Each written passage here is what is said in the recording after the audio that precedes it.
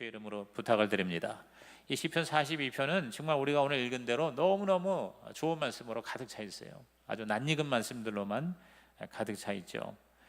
성전에서 봉사하며 하나님을 찬양했던 이 저자가 이제 다윗인지 아닌지는 모르겠어요. 이게 다윗이 지은 것 같진 않고요, 고라의 자손들의 한 사람이 지은 시편인데요. 지금 굉장히 어려움을 당할 때 이 시편의 기자는 마치 사슴이 시냇물을 사모하듯이 하나님을 갈망합니다.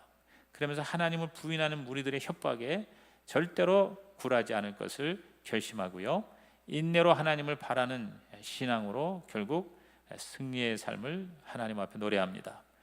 그러면서 우리에게 어려움을 당하고 또 정말 너무너무 힘든 상황에 처해 있는 사람들에게 절대로 마음으로 낙심하지 말아라, 그리고 하나님을 바라보고 소망을 가지라 하는 굉장히 긍정의 위로의 말씀을 우리에게 전해주고 있습니다. 요절은 5절에 5절, 우리 한번 5절을 다 같이 큰 소리로 다시 읽어봅니다. 시작. 내 영혼아, 내가 어찌하여 낙심하며 어찌하여 내 속에서 불안해하는가? 너는 하나님께 소망을 두라. 그가 나타나 도우심으로 말미암아 내가 여전히 찬송하리로다. 그랬어요. 여기 보면은 이 저자는 자기가 자기에게 격려를 하는 거예요. 참 이게 너무 멋있는 발상 아닙니까? 저와 여러분이 나를 위로하고 나를 격려해 주는 사람이 없다고 절망할 필요가 없어요. 내가 나를 위로하고 내가 나를 영어로 cheer업 하자 이 말이에요. cheer업. 여러분 농구나 야구장에서 여자들이 막 춤을 추면서 막 사람들 이렇게 신나게 그렇게 좀 업하게 만드는 그런 사람을 cheer걸이라고 해요. cheer걸. 그래서 보통 영어로 cheerup이라는 게 cheer업. 그게 뭐냐면 사람들을 막 이렇게 신나게 해서 기분 좋게 해가지고 힘을 실어준다는 얘기인데, 다른 사람이 나한테 그런 걸 안 해줄지라도 내가 나에게 cheer업 하자는 거예요. 내가 나에게 이렇게 떨어져서 나를 바라보면서 하나님한테 소망을 둬라. 모든 것이 다 지금 절망 가운데 있을지라도 우리 그리스도인은 하나님께 소망을 가진 자다. 할렐루야. 그래서 원래 이전 성경에는 하나님을 바라라, 시작, 하나님을 바라라 이렇게 되어 있는데, 이 개역 개정판에는 하나님께 소망을 두라, 시작, 하나님께 소망을 두라. Put your hope in God 그랬어요. Put your hope in God, 즉 하나님에게 소망을 두라 그랬어요. 그래서 저는 오늘 하나님에게 소망을 두는 삶의 모습이 무엇일까? 어떻게 우리가 하나님께 소망을 둘까? 어떻게 하나님을 바랄까? 말씀 있는 그대로 한번 정리를 해드릴게요. 그래서 이렇게 한번 묵상해 보니까 이게 과거, 현재, 미래로 연결이 될 수가 있겠더라고요. 우선 현재적으로 하나님께 소망을 둔다는 건 뭐냐면 하나님을 갈망한다는 거예요. 하나님을 갈망하자, 시작, 하나님을 갈망하자. 자, 1절과 2절을 다시 보세요. 하나님이여 사슴이 시냇물을 찾기에 갈급함같이 내 영혼이 주를 찾기에 갈급하나이다. 내 영혼이 하나님과 살아계시는 하나님을 갈망하나니 내가 어느 때에 나가서 하나님의 얼굴을 배울까 그랬어요. 이 갈망한다는 게 뭐냐면 thirst예요. thirst. 즉 thirst라는 게 뭐냐면 목이 마르다는 거예요. 말 그대로 갈증이 있다 그 말이죠. 하나님이 목마르다, 하나님이 배고프다. 저와 여러분이 우리 다른 걸로는 만족을 할지 몰라도 적어도 하나님에 대해서는 우리가 좀 불만족해야 돼요. 항상 하나님이 배가 고파야 돼요. 하나님이. 그래야 우리가 건강한 거예요. 저와 여러분이 식욕이 없고 안 먹어도 배가 부른다, 이거 보통 문제가 아니에요. 먹어도 때가 되면 또 배고파서 또 밥을 찾는 사람이 건강한 사람이다. 할렐루야. 너무 지나치게 많이 먹으면 병이 되지만, 그러나 제가 이렇게 보니까 역시 건강하게 장수하는 분들은 몇 가지 특징이 있어요. 그 첫째가 뭐냐면 밥을 잘 먹어요. 밥을. 또 잠을 잘 자죠. 잠을 잘 자요. 그리고 항상 뭐가 즐거워요. 우리 아버님이 그렇습니다. 우리 아버님이 가만히 보면은 굉장히 잘 드세요. 이가 안 좋으셔가지고 좀 절반은 틀니를 끼셨을 망정 아주 식사를 너무 잘하시는 거예요. 내가 지난번에도 한번 식사하는 거 하는 거 보니까 너무 식사를 잘하세요. 그러니까 식사를 잘하시고 그다음에 잠을 잘 주무시는 것 같아요. 그래서 이 노인들이 이가 이것이 굉장히 중요하단 말이에요. 이가 약해서, 이가 없어서 이걸 잘 씹지 못하고 먹지 못하면 심각한 문제가 생기는 거예요. 그렇기 때문에 우선 잘 먹고 잘 마시고 잘 자야 되는 거거든요. 영적으로도 마찬가지인 것 같아요. 저와 여러분이 하나님이 배가 고파야 돼요. 지금 오늘 너무나도 많은 사람이 하나님에 대한 갈증이 없어요. 그러니까 뭐 이렇게 예배나 기도나 또 뭐 교회 기타 이런 영적인 것에 사람들이 이제 관심이 없어요. 왜? 배가 안 고픈 거예요. 하나님을 안 만나도 괜찮은 거예요. 마치 아무 문제가 없는 것처럼. 여러분, 이게 치명적인 우리 현대인의 약점인 것이죠. 여러분, 이 암이라는 게 증세가 전혀 없어요. 근데 나중에 그것이 발견되면 손을 댈 수가 없는 지경에 이를 때가 많습니다. 우리의 지금 영적인 상태도 그럴 수 있어요. 지금 내가 괜찮은 것 같아요. 그러나 그 안에 지금 엄청나게 치명적인 암세포가 자라고 있는지 모르는 거예요. 근데 그것을 어떻게 알 수 있느냐? 여러분, 하나님의 배가 고파야 돼요. 사슴이 시냇물을 찾기에 갈급함 같이. 여러분, 정말 목마를 때 물을 찾는 심정 어떤 상태인지 여러분 아세요? 저는 사실 잘 몰랐는데 제가 한 두세 번 여러분에게 설교 중에도 얘기했지만 제가 재작년에 국토 종주를 했잖아요, 자전거로. 그게 때가 언제냐면 완전히 7월 말 마지막 주였었어요. 가장 더울 때요, 더울 때.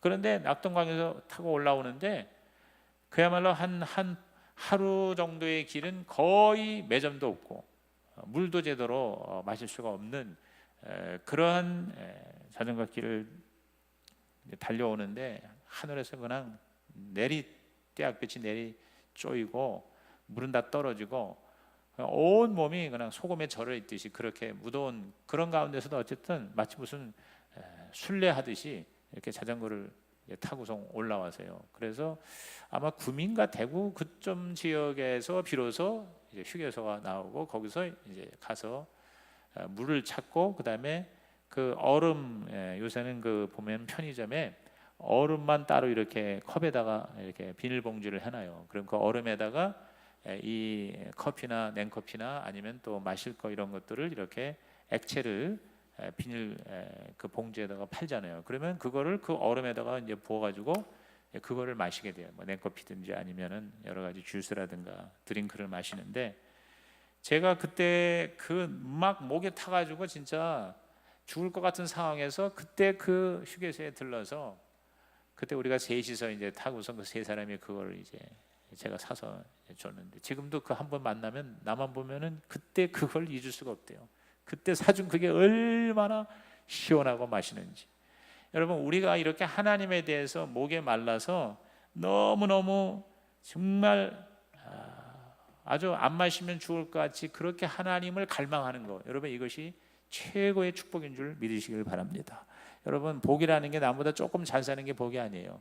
하나님 없이는 나는 못 견디겠어. 하나님이 너무 배가 고프고 하나님이 너무 목이 말라. 여러분, 이러한 영적인 이 갈망과 갈증이 저와 여러분에게 떠나지 않기를 주의 이름으로 축원합니다. 그게 바로 하나님을 바라는 거예요. 그게 바로 하나님께 소망을 가지는 거예요. 그래서 그 굿모닝 홀리 스피릿 베니 힌이라고 하는 분이 성령 충만한 삶을 유지하는 두 가지 절대적 조건이 있다고 그랬어요. 저는 지금 잊을 수가 없어요. 그분이 직접 설교한 것을 제가 들었는데 첫째가 뭐냐면 스피리추얼 헝거라고 그랬어요. 영적인 굶주림이라서 영적인 굶주림. 뭐 헝거라든가 뭐 아니면 thirsty라든가 이게 다 같은 얘기죠. 그러니까 너무 배가 고프고 너무 목이 마른 영적으로 항상 갈증이 나고 영적으로 굶주리는 것, 이것이 바로 성령 충만의 첫 번째 조건이라고 그랬어요. 오늘 많은 사람들이 영적으로 그렇게 필요를 느끼지 않습니다. 다 죽어 있어요 지금 사실은. 그러니까 기도하지 않아도 멀쩡하게 살고 있는 것 같아요. 그렇죠? 하나님을 찾지 않아도, 하나님을 예배하지 않아도 아무 문제 없이, 여러분 이건 뭡니까? 영적인 배고픔이 없는 거예요. 영적인 굶주림이 없는 거예요. 그 다음에 두 번째에 뭘 얘기했냐면 토탈 서렌더라고 그랬어요. 토탈 서렌더라는 게 뭐예요? 전적인 항복이에요. 항복. 하나님 앞에 완전히 항복하는 자세. 이 두 가지가 바로 성령 충만의 절대적 조건이다 그랬어요. 그런 것 같아요. 저도 이렇게 보니까 내가 뭐 옛날에 성령 충만했다, 옛날에 배가 고픈 건 지금 배가 고파야 돼. 지금 현재 스코어와 내가 하나님이 목이 마르고 지금 당장 내가 하나님이 항상 배가 고픈 영적으로 여러분이 아주 강건한 성령 충만의 조건이 확실한 성도가 되기를 주의 이름으로 축원합니다. 숨을 쉬지 않으면 못 견디는 그런 갈망으로 하나님을 찾는, 이것이 바로 하나님을 바란다는 거죠. 간절히 내가 원하는 것, 그것이 내 안에 있다는 것이, 여러분, 이것이 굉장한 소망인 것입니다. 근데 아무 의욕이 없어요. 그야말로 최고의 절망이 뭐냐면 포기해버리는 거예요. 포기. 더 이상 뭔가를 시도할 생각을 하지 않는 것이 가장, 여러분, 최악의 실패죠. 가장 무서운 겁니다. 비록 사업이 파산을 했더라도 다시 한번 일어나야 되겠다고 하는 그런 의지가 있고 열정이 있다면, 여러분, 그것이 굉장히 중요한 자산이지 않습니까? 뭐가 안 돼도 그래도 다시 한번 해봐야지, 이렇게 내가 시도하는 그런 열정이 있다는 거, 이것이 바로 여러분 축복인 줄로 믿으시길 바랍니다. 근데 영적으로도 그런 게 전혀 없어요. 완전히 자포자기 하는 거예요. 하나님은 저와 여러분에게 빌립보서 2장 13절에 보니까 소원을 두고 행하게 하신다 그랬어요. 너희 안에서 행하시는 하나님이시니 자기의 기쁘신 뜻을 위하여 너희에게 소원을 두고 행하게 하신다 그랬어요. 아무도 못 만지는 열정. 그래서 예수님께서 기도도 그냥 주시려면 주시고 마시려면 마세요, 그게 아니라 구하라, 그래야면 너에게 주실 것이요, 찾으라, 그래야면 찾아낼 것이요, 문을 두드리라, 그래야면 너에게 열릴 것이다. 이게 구하고 찾고 두들긴다는 건 뭐냐면 굉장한 갈망을 말하는 거예요. 아주 간절히 사모하는 그런 열정인 것이죠. 저는 요새 계속 마태복음 22장 37, 8, 9, 37절에서 40절을 묵상하는데요, 거기 보면은 마음을 다하고 목숨을 다하고 뜻을 다하여라는 그런 형용사가 있어요. 하나님을 사랑하되, 한번 따라합시다. 마음을 다하고 목숨을 다하고 뜻을 다하여 그랬어요. 여러분, 이거는 전인격적인 거예요. 그러니까 그 앞에 있는 하나님을 그렇게 사랑할 때에 우리가 하나님의 최고의 은혜를, 사랑을 우리가 입을 것이다. 그런데 그 하나님에게 관계만이 아니라 모든 관계에서 저와 여러분이 정말 승리하고 성공하는 가장 단순하고도 가장 확실한 비결은 바로 뭐냐면 마음을 다하고 목숨을 다하고 뜻을 다하는 것이다. 그러니까 무슨 일을 하든지 마음을 다하고 목숨을 다하고 뜻을 다한다면 여러분 반드시 성공할 줄로 믿습니다. 그렇지 않겠습니까? 자녀를 키우는 것도 마음을 다하고 목숨을 다하고 뜻을 다하는 거예요. 직장에 나가서 일하는 것도 마음을 다하고 목숨을 다하고 뜻을 다하는 거예요. 교회에서 봉사하는 거나 목회하는 것도 진짜 마음을 다하고 목숨을 다하고 뜻을 다하냐? 여러분, 그런 사람 요새 만나기 참 어렵습니다. 우리 재직들 중에서도요, 또 우리 교육자들 중에서도요, 정말 어떤 한 일에 대해서 마음을 다하고 목숨을 다하고 뜻을 다해서, 저는 진짜 성공의 최고의 프린시펄, 원리는 바로 마태복음 22장 이 37절에서 40절인 것 같아요. 다시 한번 따라합시다. 마음을 다하고 목숨을 다하고 뜻을 다하여. 이게 뭐예요? 어마어마한 열정이잖아요. 엄청난 열정이잖아요. 기도하는 것도 그렇게 하고, 남을 사랑하는 것도 그렇게 하고, 일을 하는 것도 그렇게 하고, 노는 것도 사실 마음을 다하고 목숨을 다하고 뜻을 다하여. 그렇게 놀면 아마 진짜 대단한 그런 놀이의 축제판이 되지 않을까 하는 생각을 해요. 그러므로 오늘 저와 여러분께서 하나님을 진짜 갈망하고, 하나님을 배가 고파하고, 하나님을 목말라하고, 항상 현재적으로 하나님에 대해서 사슴이 시냇물을 찾는 것처럼 갈망하는 게, 이게 바로 뭐예요? 이게 하나님을 바라는 것이다. 이게 하나님께 소망을 두는 것이다. 이것이 회복이 있기를 주님의 이름으로 축원합니다. 두 번째는 우리가 하나님을 바라고 하나님께 소망을 둔다는 것은 과거적인 면에서 하나님을 늘 기억하는 거예요. 현재적으로는 늘 하나님이 배가 고픈 거고, 과거적으로는 항상 하나님의 좋은 선한 역사를 기억하는 신앙인 것입니다. 자, 6절을 한번 읽어봅니다. 내 하나님이여, 내 영혼이 내 속에서 낙심이 되므로 내가 요단 땅과 헤르몬과 미살산에서 주를 기억하나이다 그랬어요. 따라합시다. 주를 기억하나이다. 자, 여기 보면은 위기가 닥칠 때 우리들은 하나님의 지난 역사를 기억하라는 거예요. 자, 여기 요단이라든가 헤르몬이라든가 미살산이라든가 이게 뭡니까? 이게 바로 하나님의 은총을 상징하는 그러한 지명이죠. 그렇죠? 요단강, 또 헐몬산, 미살산, 이런 것들은 다 뭐냐면 그 하나님의 은혜가 우리 가운데 흘러내리는 어떤 그 상징적인 통로를 말한다고 볼 수가 있어요. 근데 그런 것을 우리가 기억을 한다 그 말이에요. 그 자리에서 우리가 그러니까 내가 은혜 받은 그 자리에서 우리는 항상 기억을 통해서 다시 재현이 되는 거예요. 여러분, 이 과거라는 건 나쁜 거는 우리가 빨리 잊어버려야 돼요. 그런데 좋은 거는요, 자꾸 그거를 기억함으로써 거기에 내가 다시 들어가 앉는 거예요. 그게 내 자리가 되는 거예요. 그렇죠? 그러니까 여러분이 과거에 좋았던 거를 기억한다는 건, 우리가 사실 시간과 공간의 제한을 받고 사는 인간의 존재지만 그러한 정신적인 우리의 생각 속에서는 초월할 수가 있잖아요. 그래서 MS 마이크로소프트의 회장이 누구죠? 빌 게이츠. 빌 게이츠가 몇 년 전에 쓴 베스트셀러 중에 생각의 속도라는 책이 있어요. 생각의 속도. 그러니까 이 세상에서 가장 빠른 속도는 빛이 아니고 또 전파가 아니고 바로 생각이단 말이에요. 생각의 속도가 가장 빨라요. 왜? 지금 내 생각으로 나는 우주 끝에 갔다 올 수 있습니다. 이미 갔다 왔어요. 그래서 가장 빠른 게 생각이에요. 그래서 이 생각의 그 어떤 스피드나 생각의 파워의 그 가치를 아주 의미심장하게 그 책에서 빌 게이츠가 얘기를 했어요. 그러니까 이 천재적인 뭐 이렇게 사업하는 사람이나 정치가나 뭔가 이렇게 리더들은요, 뭔가 이 관점이 다른 것 같아요. 생각하는 게 달라요. 근데 가장 위대한 자산은 생각의 자산이다. 생각이 가장 속도가 빠르다. 맞는 말인 거예요. 그런데 우리가 이 생각을 통해서 우리들은 우리 육체적인 시간과 공간의 제약을 초월할 수가 있어요. 그렇죠? 우리는 생각을 통해서 과거를 갔다 올 수 있잖아요. 그렇죠? 우리는 생각을 통해서 미래에 가 있을 수가 있어요. 내 몸을, 내 육체는, 내 인생은 과거에 또는 미래에 내가 왔다 갔다 할 수가 없습니다. 우리는 거기에 제한을 받고 사는 존재입니다. 근데 생각만큼은, 그래서 이제 이 차원이 뭐 보통 이제 이게 4차원의 영성이니 뭐 여러 가지 얘기를 하는 이유가 4차원의 영성 중에서 가장 기본적인 게 생각이잖아요. 그러니까 생각의 세계는 무한이다 그 말이에요. 유한적 존재지만 시간과 공간의 제약을 받는 우리조차도 생각 속에서는 무한을 경험할 수가 있다. 할렐루야. 그러니까 우리 인간이요, 그런 차원에서 하나님의 세계에 걸쳐 있어요.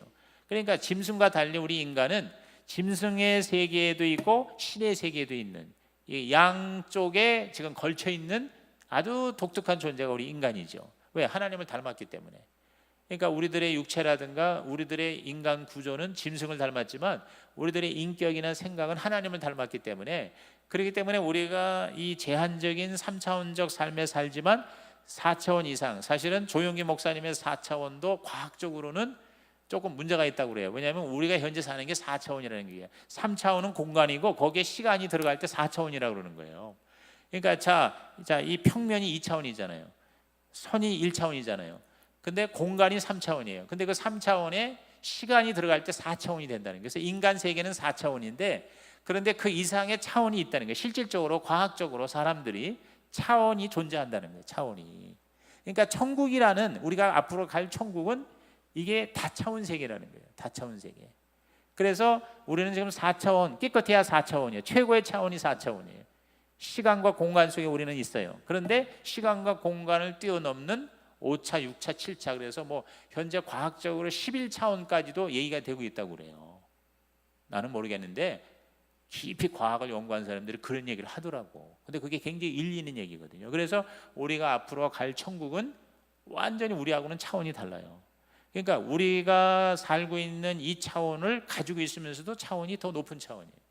그러니까 천국에 가면은 우리가 하나의 무슨 고스트 타운이 아니에요. 우리들이 쓴 사이버 공간이 아니에요. 실질적인 새로운 물질 세계예요.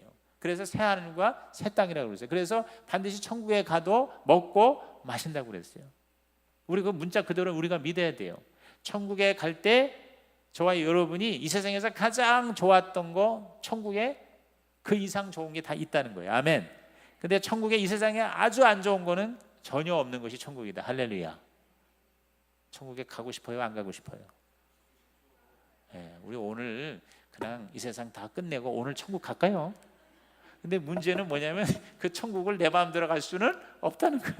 하나님이 불러야 가. 그러니까 우리가 이렇게 생각하면 돼. 내가 직접 천국 가겠다고 내가 목숨을 끊으면 그거는 절대 안 되지. 그건 자살이니까 안 되죠. 그런데 하나님의 나를 부르시는 건 이건 할렐루야야. 왜? 나를 천국으로 부르신다는데. 그러니까 저와 여러분이 오늘 죽으면 천국 갈 수 있는 사람 되시기를 주의 이름으로 축원합니다. 자, 오늘 죽으면 나 천국 갈 수 있다는 사람 손 들어보세요. 할렐루야. 여러분 예수 영접 시간에 안 와도 괜찮겠네. 예? 근데 문제가 뭐냐면 교회 다니는 사람 중에서도 심지어는 목회자 중에서도 내가 죽으면은 천국 갈지가 확실하지가 않아서 밤마다 두려워하는 사람이 있대요. 죽음이 두려운 사람이 있는 거예요. 여러분 김중건 목사님 이제 천국 가셨잖아요. 근데 김중건 목사님의 딸이 위암으로 정말 어린 나이에 26살이 갔어요. 자식들 둘 낳아놓고 위암으로 말기로 고통을 겪다가 세상을 떠났어요. 그때 김중건 목사님이 그 딸을 너무너무, 그러니까 이게 암이요, 두 가지가 있는데 10명 중에 2명은 암이 다 자기를 좀 먹어도 아프지를 않대요. 아프지 않은 암이 있어. 이왕 걸리려면 그런 암 걸려야 되겠다네. 가만히 보니까 암의 특징이 말기에 무시무시한 통증 때문에 사람이 두려운 거예요. 근데 10명 중에 8명의 암은 통증이 말로 다 할 수가 없어요. 그래서 마지막에는 치료가 아니라 어떻게, 그 호스피스, 그게 뭐냐면 통증 완화 조치만 하는 거예요. 그래서 적극적으로 몰핀을 계속 놓는 거를 사실은 의사들이 권면합니다. 왜? 그 통증이 너무 심하니까. 그러니까 우리가 하나님 앞에 기도할 때 그런 극심한 통증, 그리고 너무너무 부끄럽고 그 다음에 부담되고 자식들에게까지 너무 고통을 주는 그런 말년이 되지 않도록 저와 여러분 기도해야 될 줄로 믿습니다. 우리가 잘 살기 위해서만 기도하는 게 아니라 잘 죽기 위해서도 기도해야 돼요. 그런데 그 김중건 목사님이 너무너무 그 딸이 위암 말기에 고통을 당하니까 이제 위로를 해주시는 거예요. 야, 너 안에 예수님 계시지 않냐?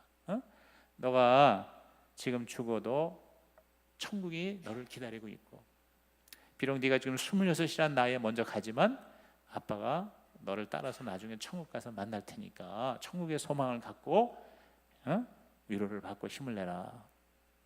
그때 이 김중건 목사님 아버지의 마음을 너무 아프게 했던 말이 뭐냐면, 그 딸이 뭐라고 했냐면, 아빠, 나는 죽음이 무서운 게 아니에요.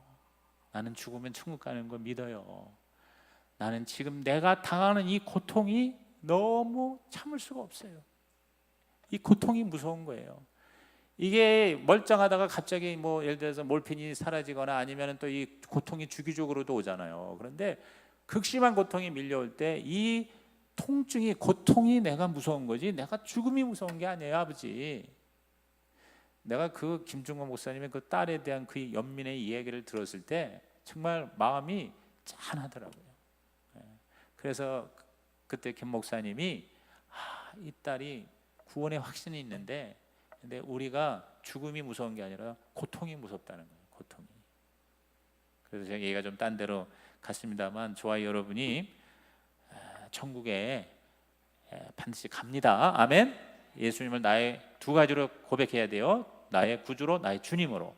그렇게 영접을 하고 구원을 받은 사람은 뭐 어떠한 죄를 졌더라도 하나님 앞에 다 회개하고 주님을 영접을 하고 고백을 했으니까, 우리 하나님은 내가 생각하는 것보다 훨씬 더 하나님은 사랑이 많으신 분이고 용서가 있는 분이시고 자비가 있으신 분이시고, 그리고 반드시 약속을 지키시는 신실하신 하나님이신 거 믿으시기 바랍니다. 그렇기 때문에 내가 의심을 해도 괜찮아요. 하나님이 저와 여러분을 확실하게 붙잡아 주기 때문에 하나님이 약속하신 그대로 저와 여러분 다 예수님의 십자가에서 죄사함 받고 구원을 받았으면 천국에 입성할 줄로 믿습니다. 근데 그 천국의 차원이 뭐예요? 전혀 다른 차원인 거예요. 하나님께서 부르시면 그때 가면 되는 거예요. 그때 가면 되는 거예요. 두려울 거 없어요. 우리가 조금 우리가 걱정하는 건 뭐냐면, 너무 뭘 해놓은 거 없이 가는 거, 그게 이제 아쉬운 거죠. 좀 더 주님 위해서 내가 제대로 주님 뜻대로 살아서 주님을 기쁘시게 해서 나중에 상급을 받아야 되는데, 그게 아쉬운 거지. 사실은 저와 여러분은 죽음을 정복한 하나님의 나라 천국 백성이 된 줄로 믿습니다. 그렇기 때문에 우리가 이 과거적인 그런 하나님의 은혜를 우리들과 끊임없이 기억을 하는 거예요. 그것을 우리가 생각하는 거예요. 기억을 하되 마음이 상하지 않도록. 4절에 보면은 이를 기억하고 내 마음이 상하는도다 그랬는데요, 과거의 기억은 현재와 미래에 도움이 되는 한도 내에서 다시 끌어내는 것이 지혜롭습니다. 그래서 은혜롭게 하나님을 기억하면 지금도 역사하신 하나님을 다시 만나게 됩니다. 그러므로 오늘 저와 여러분이 하나님을 기억할 때 좋은 것을 기억하시기를 주의 이름으로 축원합니다. 물질적으로 곤핍할 때 부여의 하나님을 기억하세요. 신명기 8장 18절에 내 하나님 여호와를 기억하라. 그가 내게 재물 얻을 능력을 주셨습니다. 이같이 하시면 내 조상들에게 맹세하신 언약을 오늘과 같이 이루려 하심이니라 그랬어요. 그러니까 여러분이 경제적으로 어려울 때에는요, 우리에게 재물 얻을 능을 주신 하나님을 여러분이 생각하고 기억하시기를 바랍니다. 그래서 과거에 나에게 축복하신 하나님을 자꾸 우리가 뭐예요? 끌어내는 거예요. 그래서 내가 그 자리에 들어가 앉는 거예요. 지금 내가 가난하면 부여했던 하나님의 축복의 자리를 내가 기억으로 다시 들어가는 거예요. 그래서 그 나에게 하나님의 부여의 복을 주시는 은총을 다시 받으시기를 주의 이름으로 축복합니다. 전도서 12장 1절에 보면 너는 청년의 때 너의 창조주를 기억하라 그랬어요. 젊은 시절부터 나를 창조하신 그 하나님, 이런 좋은 일을, 그래서 성경에 보면은요, 옛날 일을 기억하라, 또 옛날 일을 기억하지 말라, 이렇게 어떻게 보면은 좀 상반되는 두 가지 그런 말씀들이 같이 이렇게 나와 있거든요. 그건 바로 뭐냐, 우리가 모든 안 좋았던 것들은 다 십자가에서 내려놓고 다 우리는 잊어버리고 하나님처럼 망각의 바다에 집어넣고 좋았던 일만, 하나님의 그 좋았던 일, 나에게 주신 축복에 그것을 기억하고 오늘의 절망을 하나님께 소망으로 변화시키라는 것이죠. 그게 바로 하나님을 바라는 거죠.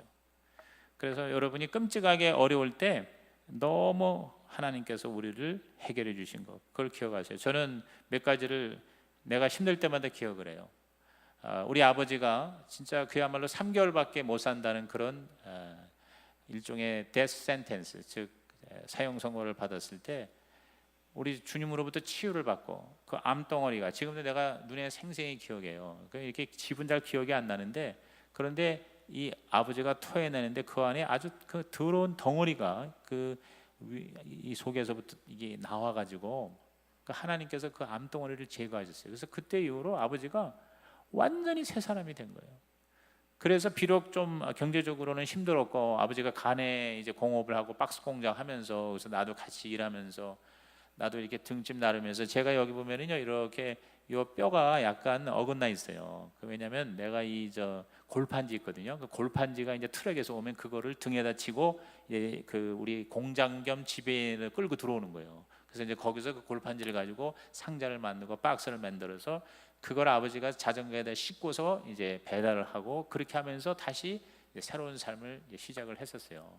근데 하나님 필요를 다 채워주셨어요. 예수 믿고 하나님이 모든 면에서 복을 주셨거든요. 근데 최고의 복이 뭐냐면 아버지를 하나님이 치유하셨다는 치유의 복이에요. 그러니까 우리가 병들을 때마다 나는 그 아버지 치유를 생각해요. 여호와 라파의 하나님을 기억하는 거예요. 할렐루야. 또 내가 이 하나님과의 그 만남, 그래서 내가 대학교 1학년 때 내가 내비게이터에서 주님을 다시 만난 그날을 나는 지금도 잊을 수 없어요. 6월 10일 날 오전 한 10시 반쯤 됐을 거예요. 그 다음 해인 제가 대학교 2학년 때, 그때는 7월 23일이에요. 그때 내가 성령 정말 세례를 확실하게 다시 받은 거예요. 5학년 때 내가 방언을 했는데 그걸 잃어버렸단 말이에요. 그래서 내가 엄청난 열등감이 있었어요. 내가 중고등부 한 700명 중에서 제가 사실은 졸업할 때 내가 최우수상을 받고 내가 졸업을 한 사람이에요. 그 이제 뭐 성경 공부 이런 거 잘하고 시험 잘 보고 또 출석 뭐 개근하고 어쩌고 저쩌고 해가지고 내가 성적이 제일 좋아서 1등상을 받았는데 내 안에는 엄청난 열등감이 있어요. 그게 뭐냐면 방언을 못하는 거예요. 방언을. 그러니까 이 순복음께서 방언을 못하면 이건 완전히 이건 2등 인생이야. 열등이야, 열등. 그러니까 그게 나한테 얼마나, 그래서 내가 방언을 못하는 성도를 내가 진짜 그 마음을 이해해요. 그래서 나는 그렇게 방언을 사실은 많이 강조하지 않아요. 왜? 방언 자체가 의미가 있는 게 아니에요. 그 방언으로 기도를 많이 한다거나 하나님과 교회를 잘 섬겨야지 무슨 방언이 무슨 뭐 계급딱지가 아니거든요. 하나의 은사 중에 하나예요. 그러니까 죽어도 방언 못 받는 사람 못 받는, 그 은사 하나이기 때문에. 근데 이제 우리 교단에서 그걸 하나의 성령 세례의 표적으로 이제 그거를 얘기하다 보니까 이제 은사라는 거는 강조하는 쪽에 나타나는 거예요. 여러분 순복음교회가 방언하고 신유 은사가 강조가 되지 예언이라든가 통변이라든가 기타 이 다른 은사들에 대해서는요 거의 없어요. 그 왜 그런지 아세요? 강조를 안 하니까. 은사는 강조하는 대로 나타나는 거예요.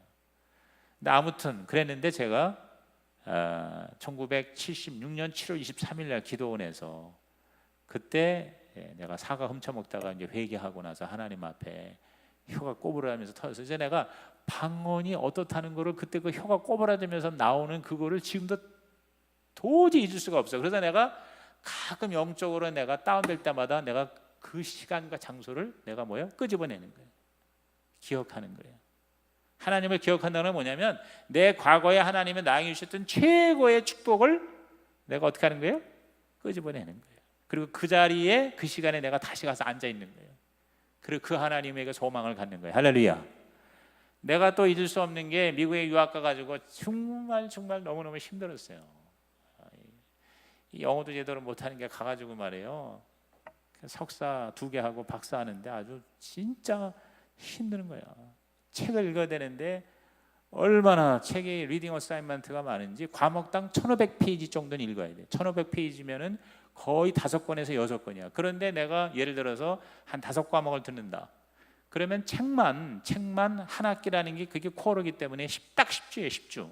시메스터가 15주가 아니고 저는 10주. 우리 학교가 이 코어 시스템 돼 있다고. 그래서 시메스터가 아니고 코어니까 굉장히 짧아요, 학기가. 근데 한 학기에 책을 25권에서 30권을 원서를 읽어야 돼야 되는데 견딜 수가 없는 거예요. 그래가지고 나중에 우리 한국 애들끼리 만나가지고 책을 찢어가지고 한 장 한 장씩을 이렇게 서로 찢어가지고 가져가서 그 다음 주에 와서 한국말로 다 요약 정리한 걸 가지고 이제 발표를 하게 해. 그러면은 책은 안 읽고 그 발표한 거 적어가지고 그걸 딸딸딸딸 외워가지고 가서 퀴즈 보고 시험 보고 하는데 또 우리 한국 사람들이 시험에는 도사들이거든요. 그러니까 시험들 다 잘 봐. 그래서 학점을 잘 받고 그래요. 그런데 너무너무 공부가 힘들고 학교가 이게 GPA가 몇 포인트 여러분 그 그레이드가 유지가 돼야 되잖아요. 너무너무 힘들었던 거예요. 이게 간증하려면 시간 많이 가는데 벌써 시간 다 됐네. 근데 아무튼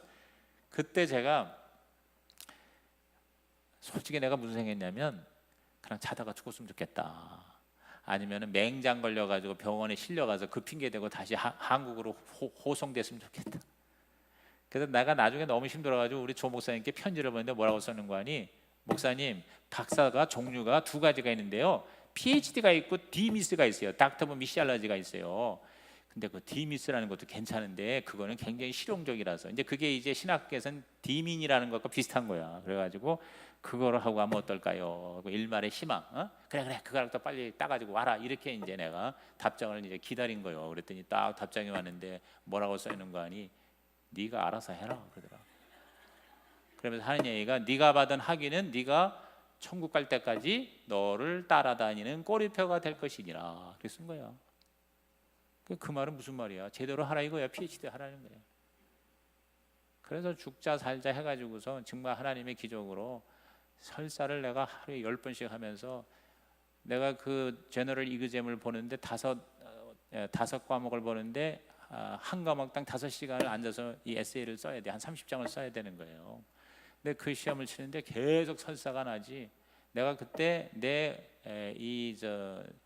키로수가 최대 제가 참 죄송한 얘기지만 49kg까지 내가 내려갔습니다. 52kg. 제가 지금 71kg인데 여러분 49kg, 50kg가 되면은 완전히 뭐냐면 삐쩍 마른 멸치야, 멸치. 예. 그러니까 그냥 막 배가 아프고 이 얼싸라고 그래가지고 제가 12주의 궤양이 심해서 제가 잔탁이라는 약을 잘합니다. 그건 이미 벌써 옛날 약인데 그 당시에는 가장 강력한 이 얼싸 치료제가 바로 잔탁이라는 약이었어요. 그걸 내가 계속 먹어야 됐었어요.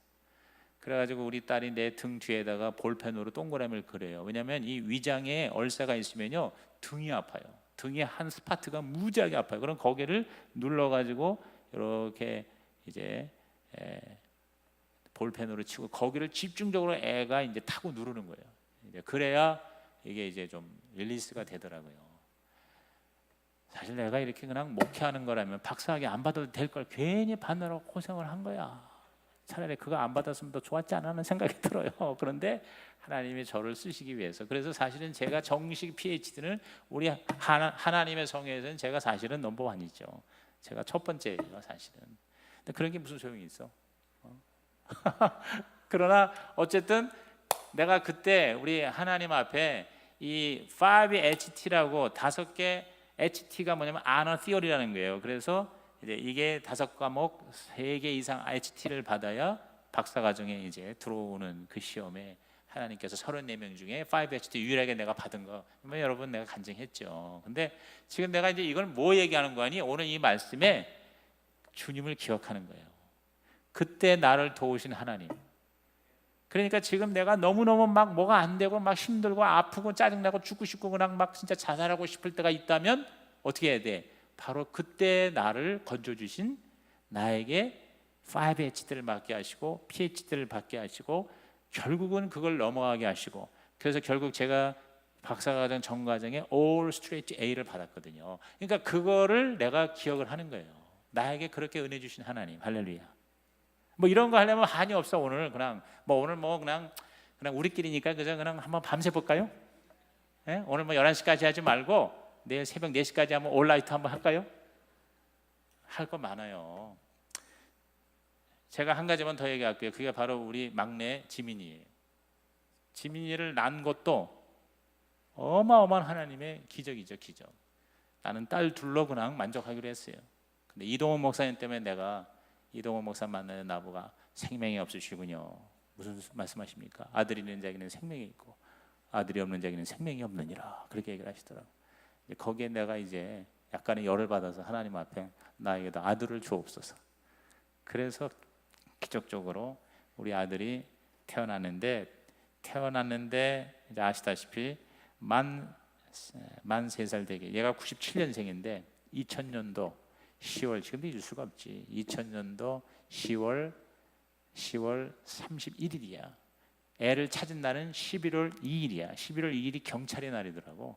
그래서 2박 3일 동안 이 아이 찾느라고 온 가족이 목숨을 걸고 금식을 하며 도대체가 이럴 수가 있나. 근데 기적적으로 정말 진짜 턱걸 하나 건드리지 않고 하나님 그대로 우리 아이를, 지금도 그날을 잊을 수가 없어요. 내가 그 일산에 우리 그 하우스 집에 있는데 그 일산 경찰 강력반 반장, 키가 아주 큰 그 반장이 우리 지민이를 안고 막 뛰어오던 그날을 나는 잊을 수가 없어요. 그러니까 뭐냐면 그걸 기억하는 거예요. 저와 여러분이 과거에 하나님이 나를 위해서 주신 얼마나 많아. 이거 일일이 하다 보면은요, 그런 거 자꾸 기억하다 보면은 안 좋았던 것은 다 눈 녹듯이 사라지는 거예요. 모든 안 좋았던 메모리는 이제 기억도 안 나는 거예요. 할렐루야. 여러분 반추하는 거예요. 여러분 하나님에게 소망을 가진다는 것은 바로 뭐예요? 과거적으로 하나님을 기억하는 거예요. 세 번째가 뭐냐? 미래적으로 하나님께 기도하는 것이 하나님을 바라는 신앙인 것입니다. 자, 8절 읽어볼까요? 시작. 낮에는 여호와께서 그의 인자하심을 베푸시고 밤에는 그의 찬송이 내게 있어 생명의 하나님께 기도하리로다. 따라합시다. 하나님께 기도하리로다. 이거 이제 미래적인 거예요. 내가 기도할 거다. 그 말은 뭐냐면 지금 미래가 굉장히 불투명하고 굉장히 지금 힘들어. 그렇기 때문에 뭐야? 내가 이게 어떻게 할 수가 없어. 어디로 가야 될지 알 수가 없어. 이 길 갈까 저 길 갈까 차라리 돌아갈까. 어떻게 해야 되나. 여러분 어떻게 해야 되나 모를 때 우리는 어떻게 해야 돼요? 기도하는 거예요. 그게 하나님께 소망을 두는 거예요. 그게 바로 하나님을 바라는 거예요. 그래서 여기 보면 계속해서 하나님께 기도하는 모습으로 이렇게 나오는 겁니다. 여러분 저와 여러분이 기도할 수 있다는 것만으로도 저와 여러분은 엄청나게 럭키한 존재인 것입니다. 우리는 행복한 존재인 거예요. 기도를 할 수가 없기 때문에 여러분 세상 사람들이 얼마나 절망합니까? 인생의 절망이라는 게 뭡니까? 말 그대로 더 이상 방법이 없을 때 절망하는 거예요. 근데 저와 여러분은 최대의 절망 가운데서도 우리는 최선의 소망을 가질 수가 있음은 바로 하나님께 기도할 수 있기 때문인 것이죠. 하나님이 계시다는 걸 인정하는 거고, 내가 하나님께 기도하면 하나님이 응답하신다는 것을 믿는 거고, 그리고 그 하나님이 끝까지 우리를 책임져 주신다는 것을 인정하는 게 바로 기도 행위 아닙니까? 그러므로 오늘 저와 여러분이 기도의 자리에 오늘 앉아 있는 것만으로도 여러분은 엄청나게 행복한 사람이라는 거, 엄청난 성공자라는 거 여러분 그저 그냥 개인이 우리 스스로 자위하는 게 아니에요. 진짜 그것은 하나님의 진리예요. 우리 옆에 있는 사람한테 당신은 세상에서 가장 행복한 사람입니다. 당신은 세상에서 가장 행복한 사람입니다. 자, 이렇게 제가 이렇게 말씀을 분석해 보니까 자, 우리 현재적으로는 하나님을 갈망하는 거예요. 그렇죠? 과거적으로는 하나님을 기억하는 거예요. 미래적으로는 하나님께 어떻게 해요? 기도를 하는 거예요. 우리는 이 세 가지로 하나님께 소망을 두는 삶을 사는 거예요. 그리고 이 모든 것과 항상 같이 하는 게 마지막으로 뭔가 했더니 찬송이에요. 찬송. 그래서 시편 42편 11절에 자, 다 같이 마지막 읽고 우리 말씀 마칠게요. 내 영혼아 내가 어찌하여 낙심하며 어찌하여 내 속에서 불안해하는가? 너는 하나님께 소망을 두라. 나는 그가 나타나 도우심으로 말미암아 내 하나님을 여전히 찬송하리로다. 따라합시다. 하나님을 여전히 찬송하리로다. 여전이라는 말은 뭐냐면 오히려라는 말이에요. 오히려. 자, 우리가 갈망하고 기억하고 기도해도 그래도 뭔가 안 될 때, 그럴 때엔 오히려 뭐요? 찬송하리로다. 우리 하나님께 감사하고 하나님을 그냥 무조건 하나님을 높이는 거예요. 하나님을 노래하는 거예요. 하나님께 영광을 돌리는 거예요. 그러면 그게 바로 하나님을 바라는 것이고 하나님께 소망을 가지는 것인 줄로 믿습니다. 제가 이번 주일날에 성령 체험, 우리 생명의 삶 수강생들 성령 체험하는 것 때문에 우리 찬양을 주님의 이 손을 이제 이거를 이제 계속 이렇게 부르고 자전거 탈 때도 부르고 또 이렇게 오며 가며 이렇게 불러대고 하니까 여러분 이 찬양을 계속 부른다는 것이 이 목사가 말이야 이제야 다시 한번 새삼스럽게 깨닫는 거예요. 찬양을 하면서 찬송을 하면서 우리 하나님께서 상상할 수 없는 위로를 주시고 그 다음에 그 찬송의 곡조가 우리에게 주는 그 의미와 메시지가 놀라운 그런 하나님의 계시더라고요. 오늘 여러분이 바로 그러한 하나님을 바라는 자가 되기를 주의 이름으로 축복합니다. 기도하겠습니다. 하나님 아버지, 오늘 말씀 들은 우리 기도자들, 우리 성도들이 하나님만 바라보게 하여 주시옵소서. 하나님이 우리의 최대의 소망이 되게 하여 주시옵소서. 어떠한 상황에서도 하나님만 소망을 가지고 바라게 하여 주옵소서. 예수님의 이름으로 기도하옵나이다. 아멘.